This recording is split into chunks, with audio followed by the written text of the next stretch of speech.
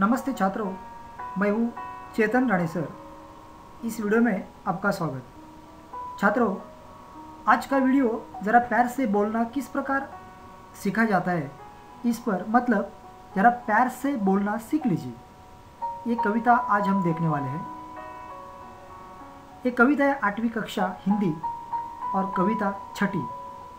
ये ज़रा प्यार से बोलना सीख लीजिए, इसकी विधा है गजल और कवि है रमेश दत्त शर्मा। ठीक है, तो शुरू करते हैं ये कविता। पद्य संबंधी प्रस्तुत गजल के शेरों में शर्मा जी ने प्रेम से बोलना, सही समय पर बोलना, बोलने से पहले विचार करना, आत्मनियंत्रण रखना, मधुरभाषी होना आदि गुणों को अपनाने के लिए प्रेरित किया है। आपका मानना है कि हमेशा होठ सीकर बैठना उचित नहीं है। आवश्यकता अनुसार आक्रोश प्रकट करना भी जरूरी है। तो देखते हैं कविता। वाणी में शहद घोलना सीख लीजिए, जरा प्यार से बोलना सीख लीजिए। वाणी में शहद घोलना सीख लीजिए, जरा प्यार से बोलना सीख लीजिए। इन पंक्तियों में यानी इस पंक्तियों में कवि कहते हैं कि इन पंक्तियों में हमें ये सीखने को मिलता है कि जो हमारी बोली होती है, जो हमारी भाषा होती है, जो हमारी वाणी होती है, वो किस प्रकार होनी चाहिए। तो शहद जैसे। शहद का मतलब क्या है? मधु। मराठी में क्या बोलते हैं? मध। जिस तरह मधु मीठा होता है, उसी प्रकार ये अगर शहद हमारे वाणी में घोल कर देते हैं, मिक्स कर देते हैं, तो कितना अच्छा होता है। इसलिए वाणी में शहद घोलना सीख लीजिए, ज़रा प्यार से बोलना सीख लीजिए। छात्रों, प्यार से सब कुछ काम आसान होता है। हमारी भाषा किस तरह मधुर है, उसी प्रकार सामने वाले रिएक्ट होता है। तो हम वाणी में शहद घोलकर दूसरों से बातें करेंगे, यही कवि कहते हैं। आगे की पंक्तियां।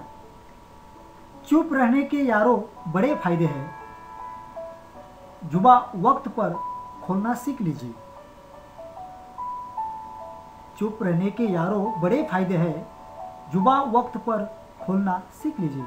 इस पंक्तियों में जुबा यानी वाणी, जीव।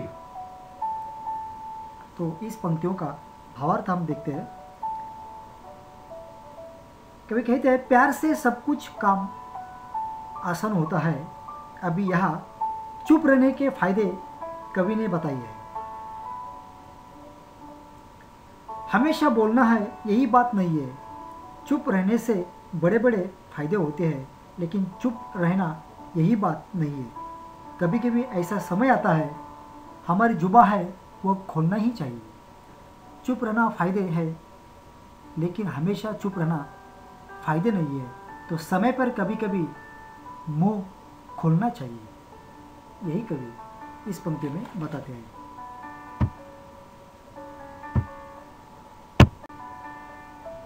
आगे, कुछ कहने से पहले जरा सोचिए, ख्यालों को खुद तोलना सीख लीजिए। कुछ कहने से पहले जरा सोचिए, ख्यालों को खुद तोलना सीख लीजिए। इस पंक्ति में ख्याल यानी विचार, तोलना यानी वजन करना। तो इस पंक्तियों में कवि कहना चाहते हैं, छात्रों, हमारे शब्द है ये एक प्रकार के शस्त्र हैं। अगर सामने वाले से बुरा कुछ कहने से पहले हमें सोचना चाहिए, हम सही या गलत बोलते हैं। सही है तो बोलना चाहिए। बोलते समय उसे तौल तौल कर बोलो। तोलना यानी वजन करना। तोलना का मतलब विचार करके बोलना चाहिए। तौल कर बोलेंगे तो सामने वाला खुश हो जाएंगे। आगे की पंक्तियां। तड़ाक हो या फिर हो तू मैं, अपने आप को टोकना सीख लीजिए। तू तड़ाक हो या फिर हो तू मैं, अपने आप को टोकना सीख लीजिए।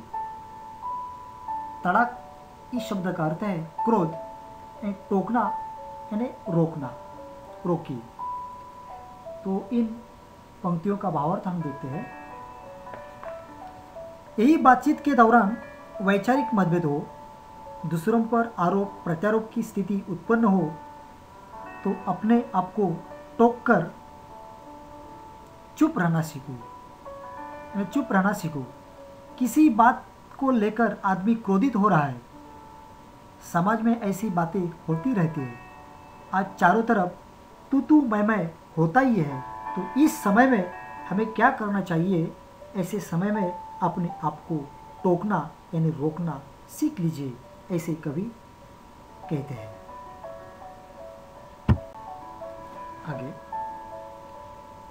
पटाखे की तरह फटने से पहले रोशनी के रंग घोलना सीख लीजिए।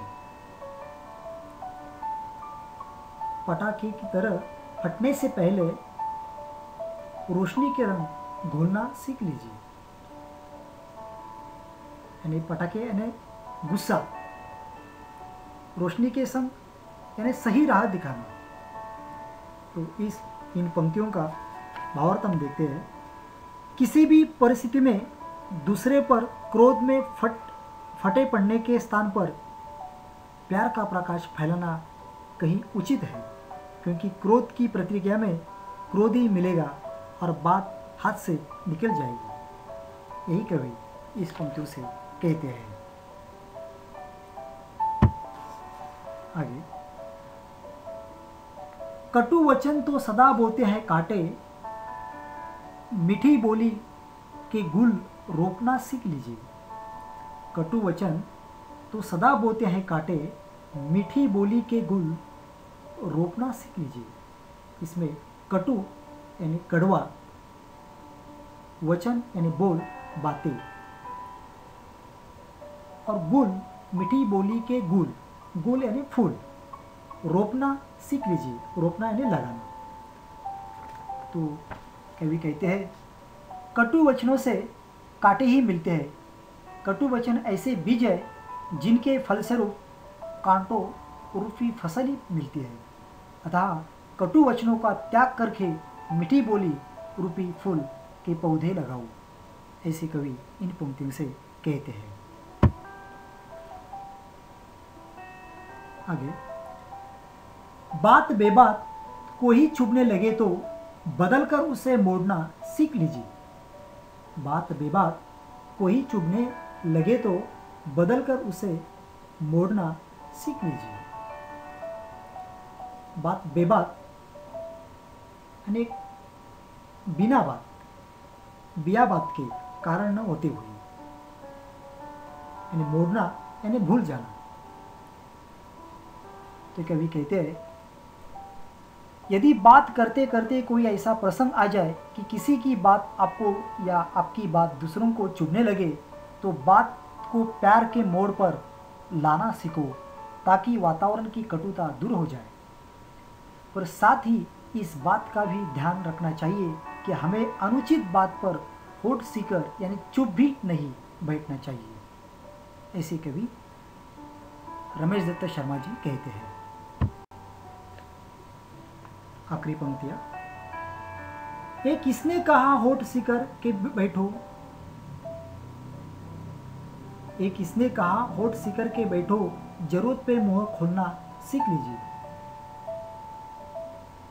इसमें आए हुए कठिन शब्द सीकर यानी सिलकर, मुंह खोलना यानी अपनी बात कहना। यानी चुप रहने के भी फायदे हैं, लेकिन वक्त पर जरूरत पड़ने पर जुबान खोलनी भी आवश्यक है। तो कवि कहते हैं, कहीं कोई किसी प्रकार का अन्याय कर रहा हो या अत्याचार हो रहा हो, तो उस समय चुप रह जाना भी अन्याय होगा। हमें ऐसी परिस्थिति में डटकर जोरदार शब्दों में उसका विरोध करना चाहिए, ऐसे कवि कहते हैं। यानी कवि का कहना है कि चुप रहने के भी फायदे हैं, लेकिन वक्त पर जरूरत पड़ने पर जुबान खोलनी भी आवश्यक है, ऐसे कवि कहते हैं। यानी प्रस्तुत गजल में गजलकार रमेश दत्त शर्मा दूसरों के प्रति व्यवहार के बारे में प्रेरणा दे रही है। उनको मानना है कि हमें प्यार के साथ मधुर वचन बोलना, आवश्यकता के समय अवश्य बोलना, कुछ भी कहने से पहले अपने बात पर विचार करना, अधिक गुणों को सीखना चाहिए, ऐसे कवि कहते हैं। तो चलिए छात्रों, आज हम यहाँ रुकते हैं। धन्यवाद।